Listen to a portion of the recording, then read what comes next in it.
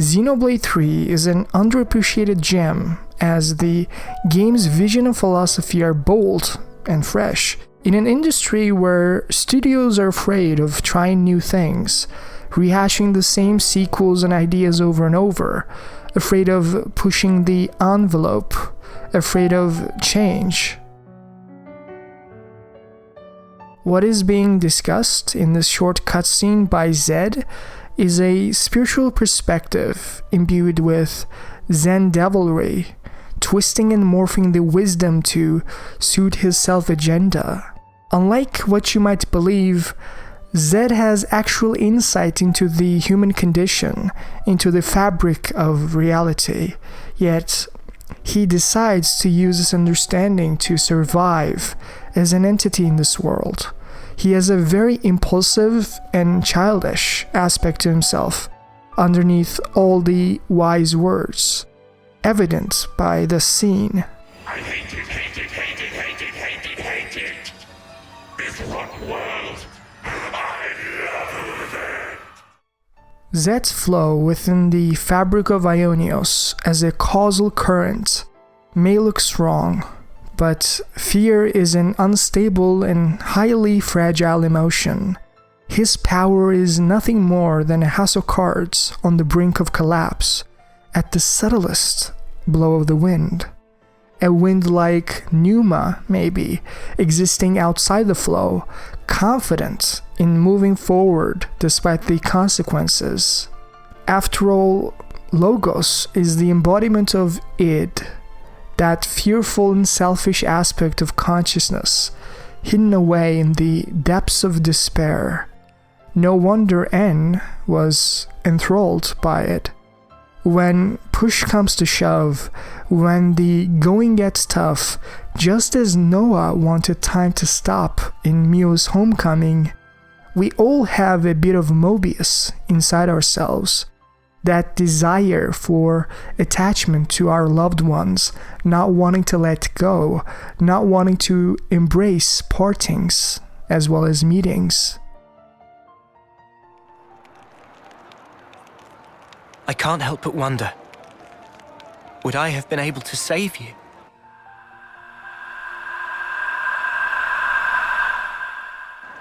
I wanted time to stand still, more than anything.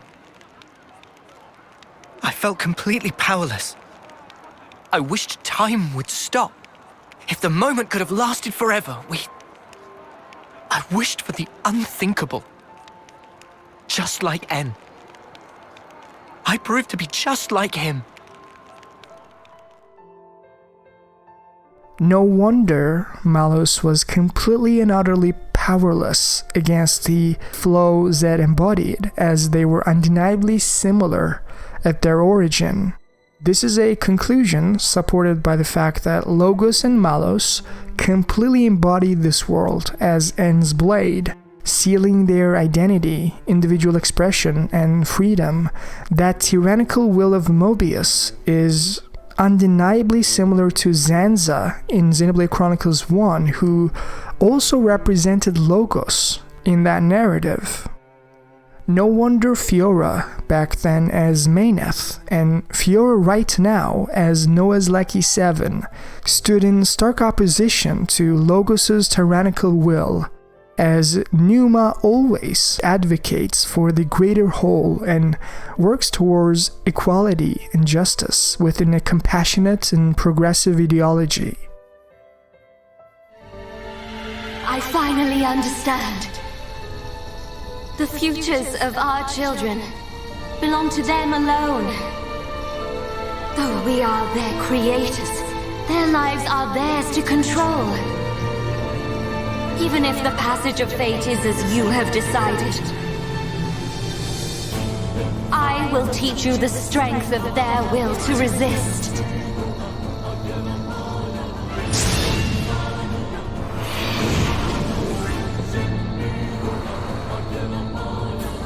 Zanza, if you choose to deny the existence of every living being but yourself, then I choose to fight. To fight for them! I would view Moebius on two fundamental layers. One of them is the Moebius that resides inside everyone, as the game alludes to at the end. That powerful desire to stagnate the moment so that you can grasp and attach to existence, to your loved ones, just as N wanted to do so for M, just as Noah wanted to do for Mio. This is the human aspect that resides in all Moebius. A desire for existence and aversion to non-existence. Now, the Moebius we see in the game are the other layer, beings who needs to embody this world, to sever their connection to humanity, to escape the suffering of life, to reduce their sympathy, to view the samsaric cycle of Aionios as a game they need to play to continue the sustenance of this world. To do that, they have a few options. One of them is building a defense mechanism like N does to make sure your conscience is tuned out. N's repulsive arrogance arises from this dynamic. It is a coping mechanism to reaffirm himself that his conscience, Noah, is a fool as he once was, feeling the anguish, crippling despair, the hubris of fools who cling blindly to their hopes, only to find them dashed on the rocks. Of dreamers, crushed under the sheer weight of reality, of abject failures. See, N has tried to walk that path and failed, and by torturing Noah, wants to reaffirm his decision to embrace this world, so that he can sleep better at night when he puts his head on a pillow. For many in Moebius, you can get so desensitized to this entire theater act that you can delude yourself into thinking you're not a cog in this machine, just an audience clapping away watching the suffering of humanity like a movie as entertainment. This is what most of them do. These are all coping mechanisms. While trying to embody an eternal world, the fragility of their arrogance would eventually burst like a fissure. As M's repentance, Noah and Mio reincarnated to embody who she wished them to be. After all M wanted was to spend her precious days with N, through thick and thin, facing the world as one. Yet N was unable to bear the suffering of loss. He decided to turn those precious moments with M into an eternity instead.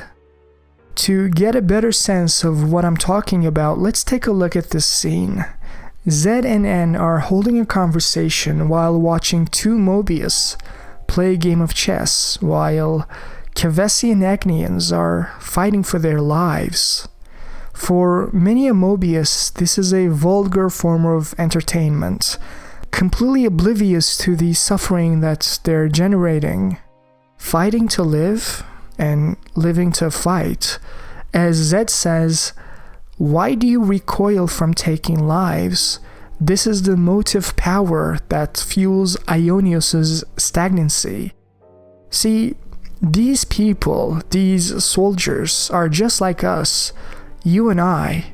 In their own ways, day in, day out, the soldiers are keeping the flame of hope alive on the battlefield, not knowing which battle will be their last, trying to do their best for themselves and their loved ones.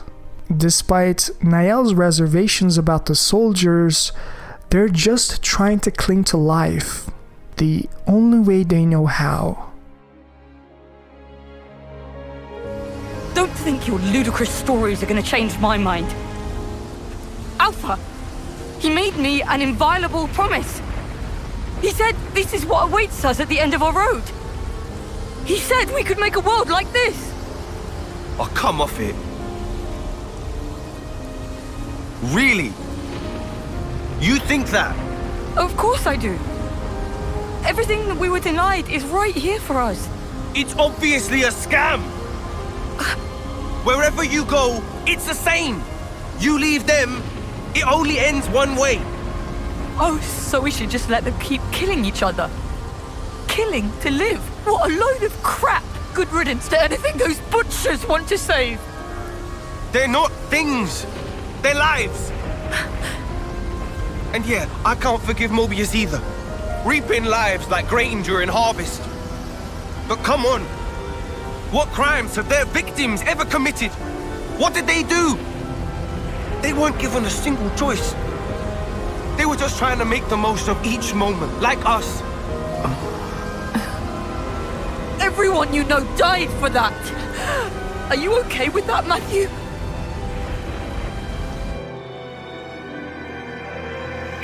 Of course I'm bloody not! Truth is, what you're talking of doing would make you exactly the same as Moebius. Exactly the same. If you build a new world on that foundation, it'll only end one way. Like this. This here. And this is the future you want? You see? Nael, the lives that you and I have. You know that's a possible future for all the soldiers, right? If it weren't for those guys, we wouldn't even be here. Don't lose sight of the real enemy. You know who it is. Moebius or Alpha. It doesn't matter what you call them. The real enemy is whoever threatens our lives. Whoever tries to rob us of our hopes and dreams.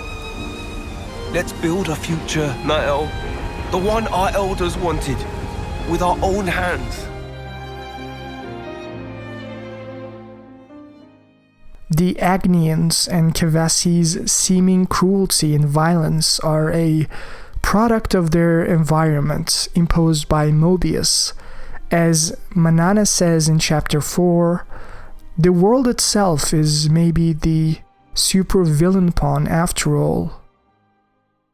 Shackled by the circumstances these people find themselves in, as Zed will demonstrate here shortly, pleasures and sorrows, meetings and partings, their roots are the same. Tolerance of existence is at the heart of them all. There is no such thing as a luxury in this world.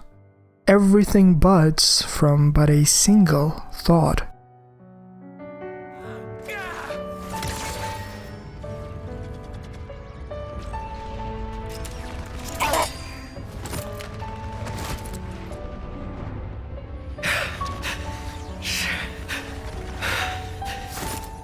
The Agnian commander bites the dust! I'll kill you! He had 2 months to go! And you mutters killed him!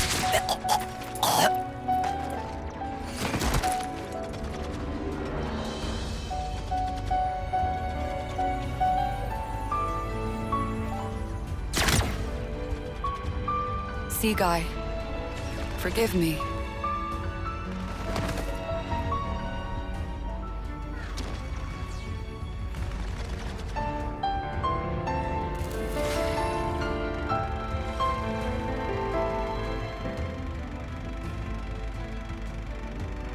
All dead, all done. Ah, did you hear those dulcet death throes, though? Sea Guy, forgive me. Forgive what? Why's she apologizing? Ugh, humans! Such useless pawns. So I win then.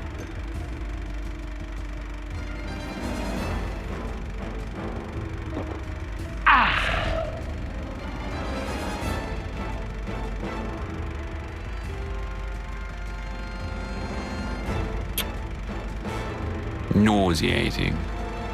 Might we infer from that, N? Is there naught here but these vulgar pleasures? Huh. I see why you would feel that way. But you have not the luxury. Say what you mean. Pleasures and sorrows, meetings and partings, their roots are the same. tolerance of existence is at the heart of them all. You want me to frolic with them? You shall find there's no such thing as luxury in this world. Everything buds from but a single thought. That you yourself are here is proof definite thereof. As the Agnian soldier says, Seaguy only had 2 months to live until his homecoming. If he could only survive for 2 more months, he would finally be free from this samsaric cycle of suffering in Aionios, as the homecoming ceremony is how the souls of the dead depart from this world.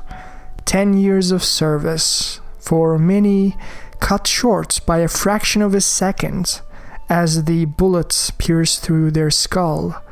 All of their dreams and ambitions, their future, crumbled in the blink of an eye.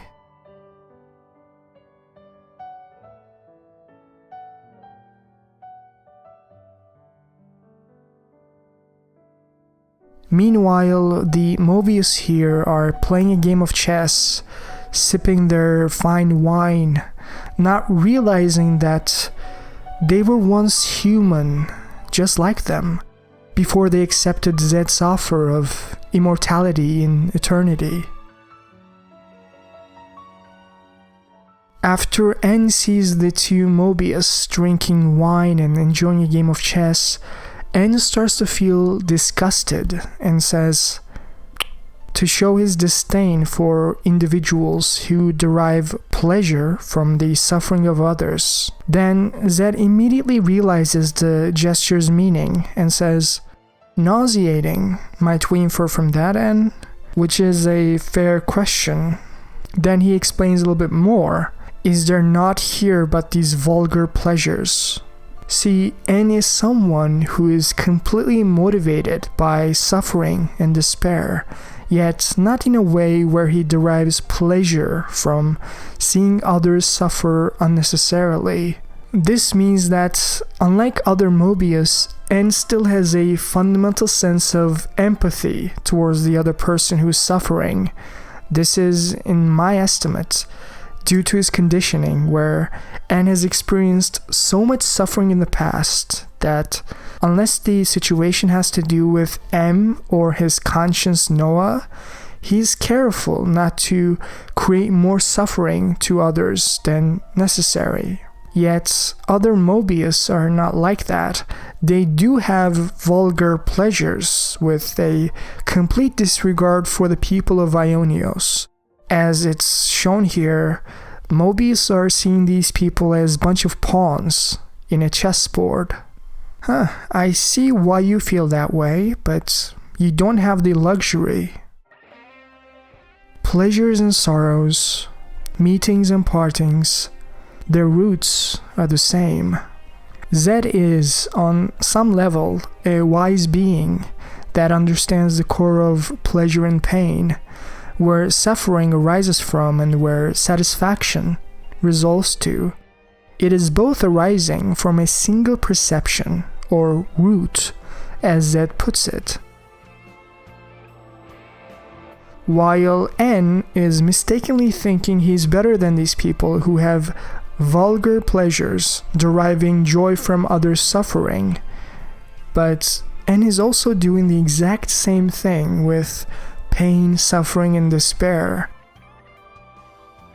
Look at how N tortures Noah. The only difference between these guys over here playing chess and N is that he's more selective in who he tortures and primarily gets motivated by intense despair rather than pleasure.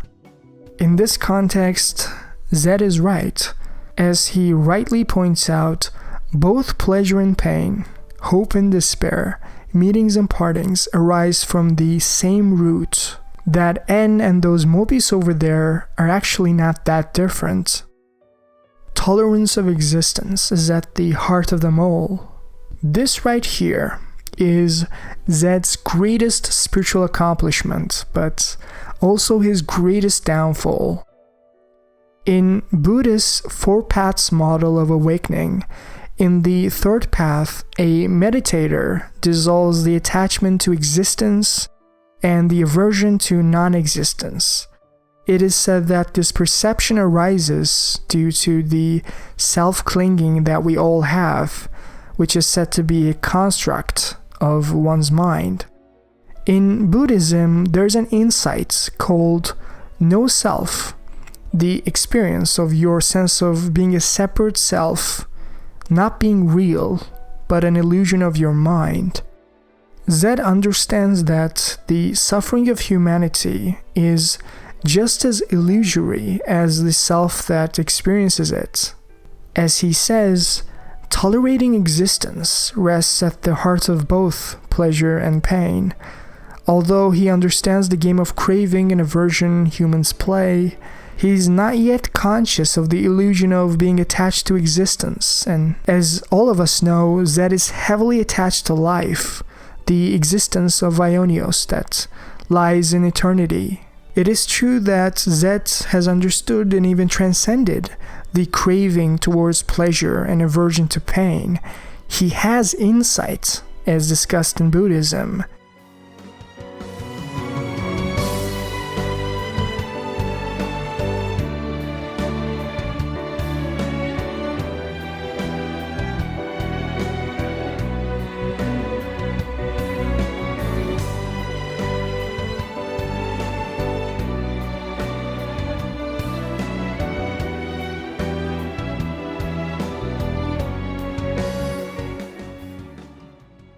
Meetings and partings all produce suffering not because of pleasure or pain, but because of your craving, self-clinging, and attachments as a human.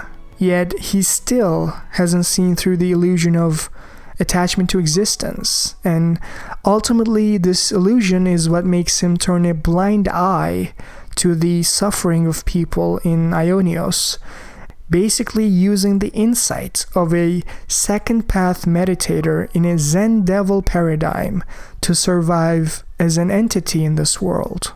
You shall find that there is no luxury in this world. Zed is pointing out to N that Moebius, by engaging in, as he calls, vulgar pleasures, are, in a sense, surviving in their own ways. Not in a sense of eating bread and drinking water survival, but social survival all of us participate in, where one's self-image plays a big role. Zed is saying to N that what you call as luxury is how some Moebius' social self-agenda works. Zed is telling N that you yourself are also doing it. N's despair and that Moebius' pleasure are similar in nature, where both arise from the survival of the ego, the self-narrative that we tell ourselves, the judgments that we make in life. Zed is pointing out that underneath all the facade of luxury resides the most primitive game of survival, the desire for existence. Oops, you're too young. Silly me. Mithra, has something happened? What do you mean? It's just, you're a lot nicer than normal. Stop it. I'm always nice to you, aren't I? If you say so. Hey, Rex, come on. How can you sit down to eat without washing your hands first? That's a faux pas. Go wash your hands right now. Sorry.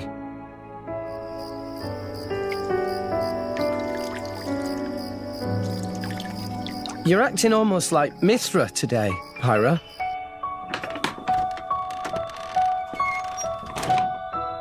Did you scrub them properly? Yeah. They're clean. Great. Okay then, let's eat. Thanks for the food. It looks really good.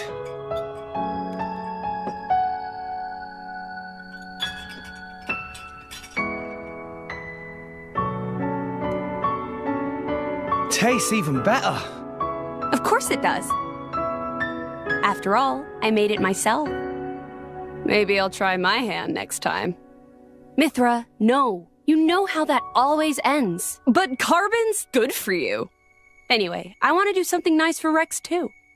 No cooking. Who's gonna save the world if Rex gets the runs? You're so mean. It was only that one time. It's okay, you two. I don't care who cooks. I'm just happy with... I'm happy with...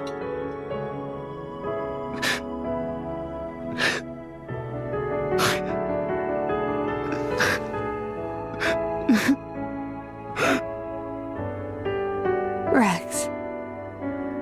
It's so strange. I don't even know what I'm doing here anymore. Everyone's all wrong. They all said but now you two...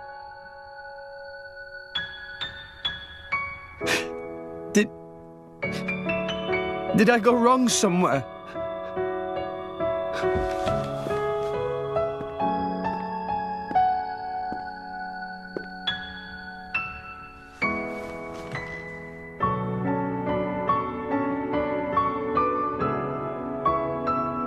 I think that's enough. Please, Father.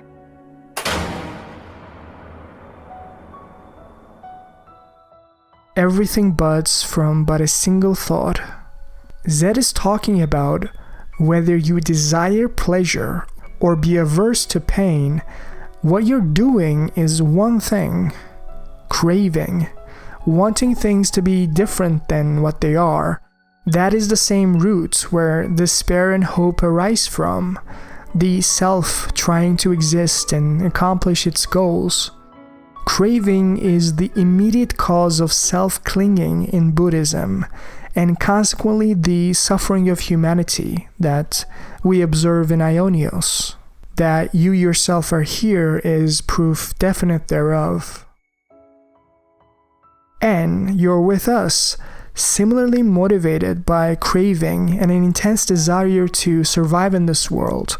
You became a Moebius to always be with Mio and to not experience that suffering of loss ever again. The fact that you're with us right now shows that you're no different than that Moebius over there playing chess, laughing at the suffering of others. You have literally not the luxury. After all, we're all participating in the same dance, just in different ways. To understand these games, it is important to realize that each Xenoblade sets up a Trinity processor dynamic. Here's a picture that accurately depicts how these dynamics work for Xenoblade 1 and 2. Maineth and Pyra represents Pneuma, while Zanza and Malos represents Logos. Alvis and the Architect were respectively the Ontos of the Bionis and all rest. And the dynamic here is in full force in Xenoblade 3, but initially only as stand-in processors. When Aionios was first created by Zed, Alpha was at the helm, quietly watching. In this context, the Moebius represented Logos, while Matthew's Ouroboros with Pneuma, but they were in their most suppressed form. Takahashi-san said that in this world, some beings appear as humans, while others as objects. As we all know, Malos resides inside N-Sword, unable to take a human form similar to Pneuma in Fists of the End. The reason is Alpha has suppressed the operations of Logos and Pneuma after Klaus's death and all the rest. After Alpha was defeated in Future Redeemed, Rex, and Shulk attempted to become the Trinity processors to prevent Aionios from collapsing. After all, Origin itself was what sourced the reality of Aionios, which again is insinuated in the art book to be the reason why they enter Origin at this moment.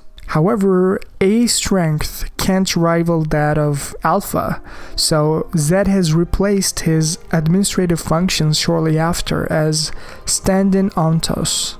while he created 2 other avatars to be stand-in processors for Pneuma and Logos, Y and X, replacing Rex and Shulk, respectively. This picture here is making a very strong color-based connections to Ontos, Logos, and Pneuma, but that's not all. Their functions are also linked. If you carefully look at Y, it resembles the shape of branching paths like a tree. This is not a coincidence, as the Moebius Y represents life, the births and souls. He created the colony flame clocks that has to do with the creation of energy and life. While if you look at X, it resembles the shape of death, of closed eyes. Moebius X is concerned with colony rewards and is tasked with killing gold rank colonies to make sure they can reap as much flame as possible per soldier, and also to make sure that they do not reach their homecoming ceremonies. Basically, Zed has created a Trinity processor made up completely of Moebius, and if you look at Zed, the shape looks like 2 lines interlinked. He is the administrator now as Ontos and represents the reincarnation of this world, the eternal cycle that rests at the core, one death always linked to another life. And if you look at the end result, this is a world imbued with Malos' selfishness and arrogance through and through. See, N wasn't chosen by mistake. Just as Alpha sensed the darkness within Niall, harnessing her hatred for the people of this world, the same thing happened for Malos and N. All the Aegis cores are looking for their perfect vessels to amplify their strength in this world. Alpha was looking for a new vessel, choosing Niall because Gondor Prior has separated his conscience A from Alpha, meaning he needs a vessel now, similar to Logos and Pneuma, to enforce his will. To this end, just as the Alpha Core Crystal appeared before Niall one day, similarly Malos has appeared before N as Logos. And we know from this cutscene how N is literally the perfect vessel for Malos, so much so that he embodies a stronger emotion still. No, not him.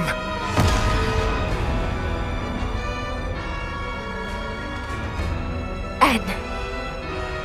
If raw emotion is what affords him strength, it must be disrupted with emotions stronger still. You fail to reach such a zenith. Alpha. I, N, shall thwart you once more. My blade will cut your very will!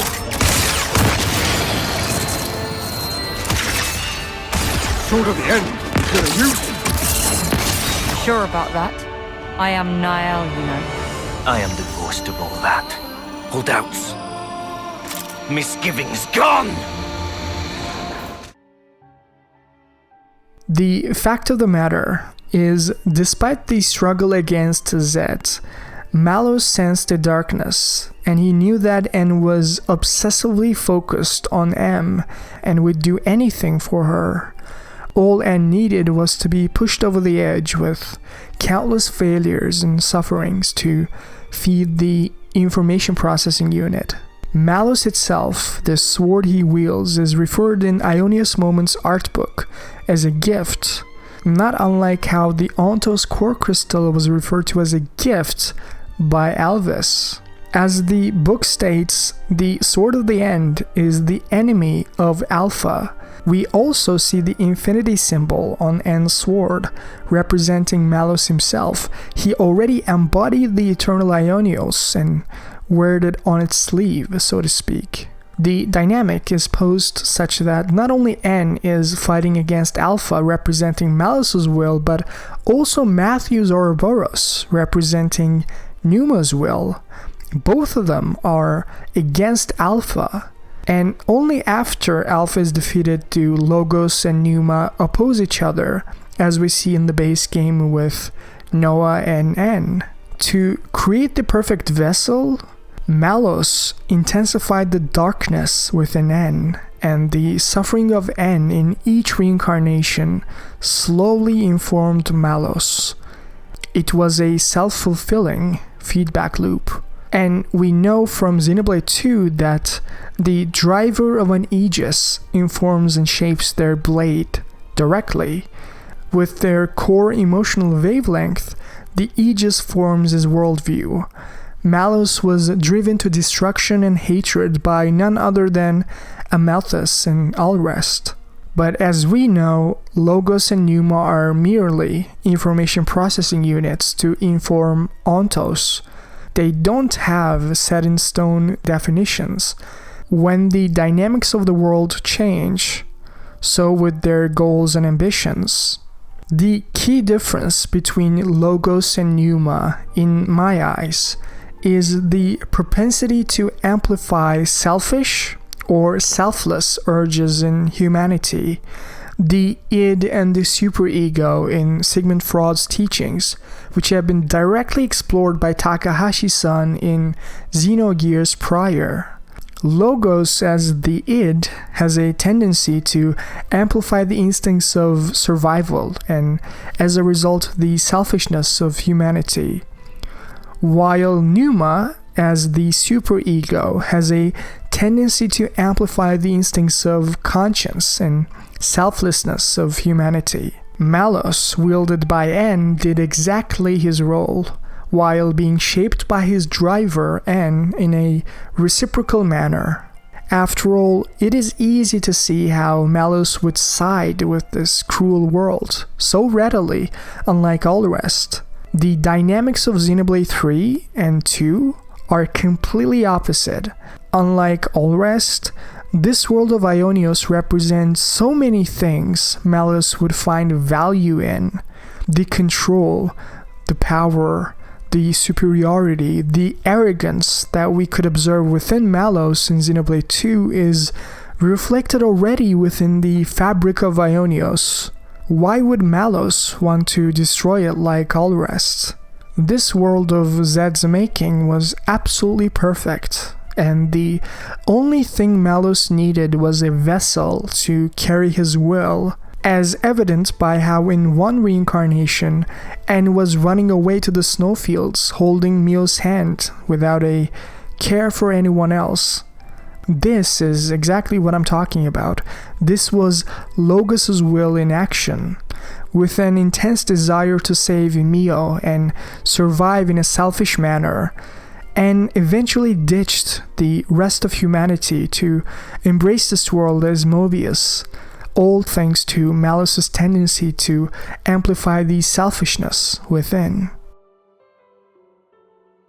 Emotions are the fabric of how Trinity processors harness their powers, and to succeed, they need to find appropriate vessels they can vibrate with on the right frequency. That is why Riku deemed Noah as a worthy candidate to wield Lucky 7 given by Melia. Noah is N's repentance and conscience, the next generation of Ouroboros to wield Fiora, Pneuma's will in Xenoblade 1. At the end of the day, Malos sided with the tyrannical will of Zed, while Pneuma with the progressive ideology of Ouroboros. Alpha, losing much of his strength after being separated by Gondor, similarly tried to amplify his power using Niall's disdain for this world as fuel, so that only the city people would make the cut.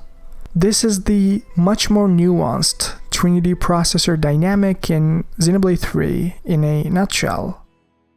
At the final confrontation, Zed is adamant that human desires can be much likened to a river flowing. All humanity yearns for the endless now. He says how freedom is nothing more than fiction, a deception. Those with power, those who can choose, think nothing of it. What then of those who cannot choose? What about the meek and frail, like the Yorans and Shanias of the world? Not everyone is granted as many options as you all have. Will you share? Give them some of yours? Will you call that charity or compassion? Will you show it? Imagining them who are granted it to be thus satisfied, imagining not a piece of wretchedness to remain, making the best possible choices under duress, living the best life. There are no losers in the world Zed offers. With a turn of the clock, anyone can be a winner, given the time. This is maybe the strongest argument for Zed's eternity in Aionios. See, in life, we're all burdened by the capitalistic demands of our society. As children, we go to school, then we get a job. Maybe some of us get married, only to have more mouths to feed. Even though there are moments of beauty in life, for the vast majority of our lives, it is undeniable that suffering also exists. Whether micro or macro, it is there. Your life, your future, your dreams rest on a single test, a job interview, sometimes on pure luck. Zed's solution to this problem is to rewind the clock and to give those that doesn't have the power to choose another go. The Yorans and Shanias of the world, the artists and sculptors who fail to play the capitalistic game, as well as that stockbroker on Wall Street. Life is not always fair for everyone. For people like Shania and Yoran, as hard as life can be in Aionios, being forced to fight to live, Zed knows that they can always try again, and with multiple reincarnations under their belt, they can slowly change their fate, giving the power to the meek and frail, as this is the same idea that Chris attempts to explain to Noah. In this new world of Origins making, there is no guarantee that the capitalistic suffering intrinsic to life won't be repeated. What will happen to the meek and frail after Origin reboots? As Yoran says, but birds, how would they know what a lowly worm feels? Noah here, while talking to Chris, fails to understand that even if they were to reboot Origin successfully, the greed intrinsic to humanity will continue to rear its head. The frail and meek, the Yorans and Shanias of the world will continue to be bastardized, having only one shot at life. In Aionios, considering the fact that you can do better next time around, as Shania says, maybe it can be madness wanting a world like that. What's so natural about the life you want? A life you only get one shot at? At any point, someone could come along and tell you, okay, that's it, time to go. And who are you to say that life's worse? I know more than you. It's madness wanting a world like that. The best world for us is a world that at least gives us another go. We fail, we try again. We might even do better next time round. Shania, enough now. Zed puts it really well here, asking Noah what will happen in Origins reboot when that moment comes when you're not able to choose who will be there to soothe you. You can't just hold it in place. If you did that, you'd never change. You can't change the world like that. That's why I want to move on. We'll claim the future and shape it ourselves. And when you cannot choose, what then? In that desperate moment, who will be there to soothe you?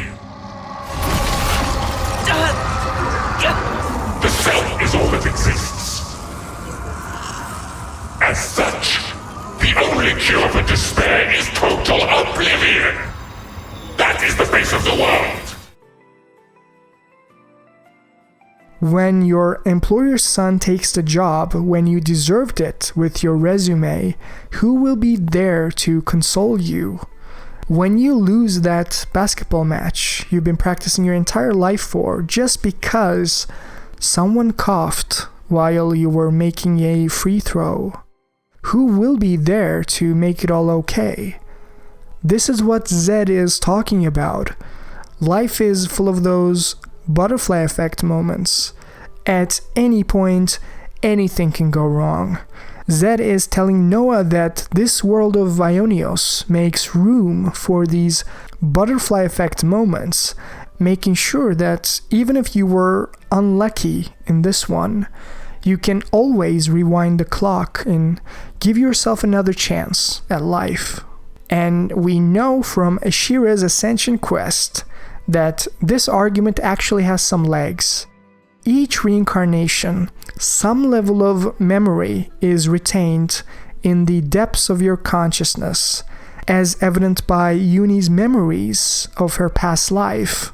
You never completely start at a blank slate, as evident by Ashera's pain. Strong emotions and feelings can get stuck, for better or worse.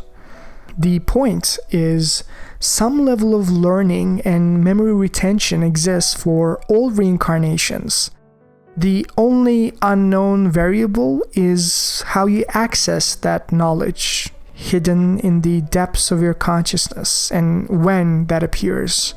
Maybe it depends on how insightful of an individual you are, how mindful you are of your thoughts and emotions, or it can be a combination of all that with some luck. They can all contribute to experiencing these past life memories more often. Something that can inform that person's current reincarnation, which again strengthens Zed's thesis that this world of Aionios gives people that does not have the power to choose another go. However unlikely they can change their fate, there's a slim chance that they can. Unlike the world Noah wants to forge with Origins Reboot. A consul would end them personally. No Offseers to be seen. In other words, an execution. What? Execution? What the spark for? It sounds better if you call it a ceremony to offer up the light of a person's life. But really, all that awaited them was a death much more humiliating than if they'd fallen to an enemy's blade. But that doesn't make any sense. And why do you know any of this?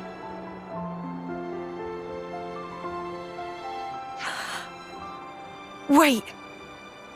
No way. You don't mean... This scar on my neck. I didn't always have this, you know. It starts appearing as I get older, along with memories of that day and the pain. Each time I remember thinking one thing. This isn't how it's supposed to be. I didn't go through all this fighting for it to end like this. And another lovely gift. The pain keeps getting worse and worse. It'll become unbearable as homecoming nears. Until finally I go mad from the pain, and then... I didn't... How many times have you had to go through this? Do you know? Uni. I know to you it must have seemed like I just spout nonsense and try to look cool. But really, I just want to escape. Escape the feeling that death is wrapped around my throat, ready to take me. So, there you have it. All I want is to die in the time and place that I choose. That's basically it. Yeah, maybe I really am just a coward. Ashera. Wow. Now I get why you asked me if I'd kill you. You must have thought I was a fool. But you see, Uni, it would mean more to me. Much more than any of the deaths I've gone through until now.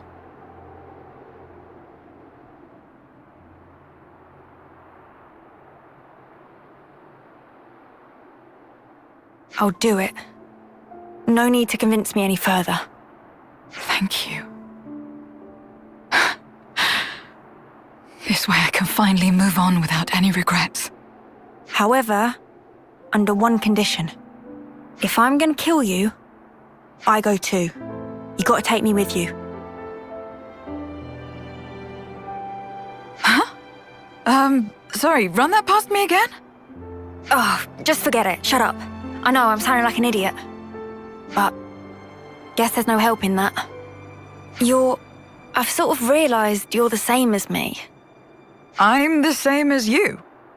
So you won't hear any crap like, you gotta tough it out, you gotta live on. Or, anything's better than dying. Not from me, of all people. I'd just rather help you find the right place where you can end things. And if I mess that up, I'll just have to kick your bucket myself. But you've got to do the same for me, and I'm not taking no for an answer. Deal? Uni, do you remember?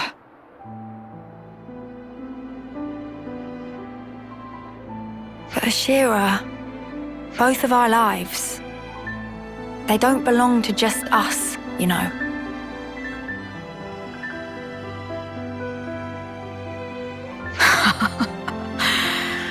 You've got me there. You put me in a bind. Guess I can't go dying just yet.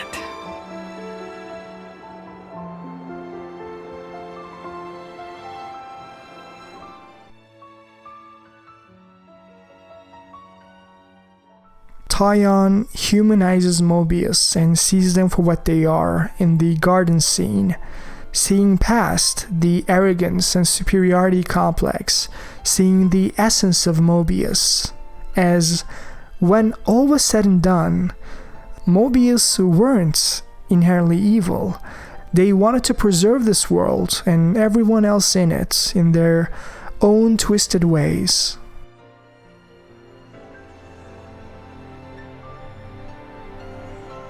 Zed and the other Moebius. They wanted to protect the world too. That's why they created one they could control. I see where they were coming from. That's something that we feel almost every day. Having to change. To continue to change. That's sparking scary. In fact, that's why Zed created the world of Aionios, freezing time so that he could govern and control its functions, not trusting Alpha to reboot Origin, and rightly so, fully knowing that Alpha detests old humans, lost all faith in them. He no longer has any tolerance for the people of Bionis and all the rest.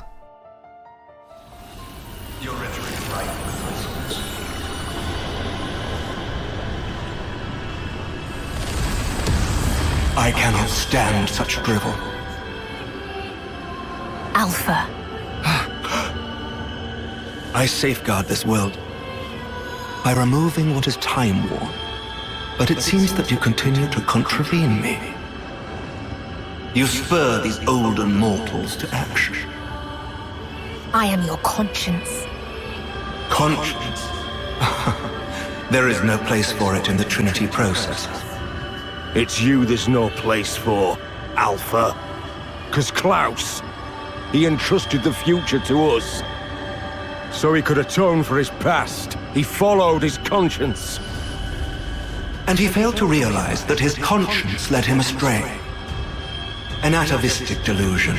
It is common among the old. Wholly unnecessary for all subsequent life. I knew it. course that would be your vision of the world. As long as there's people like you, nothing's ever going to change. Casting off the old world and its people and just walking away. You could not comprehend it, Matthew. Turning around, going back, looking for a new way forward. Doing that time and again. That's how you build a future. Hey, but you're just an obsolete piece of scrap. So no wonder you don't get it. You say I am obsolete?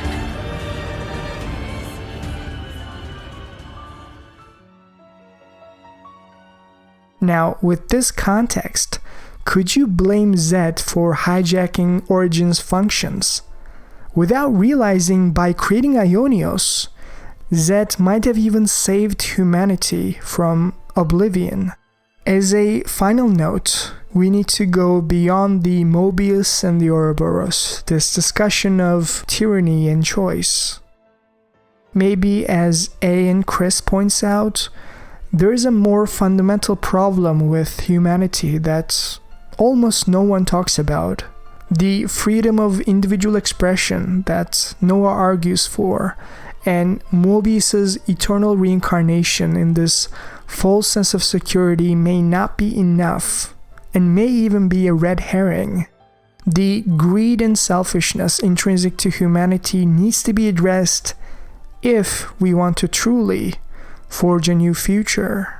I think that this is the only way to avoid another Klaus situation.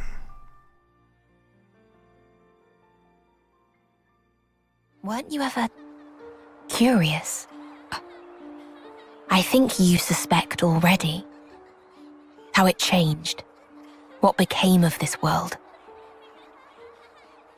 and how people have always been.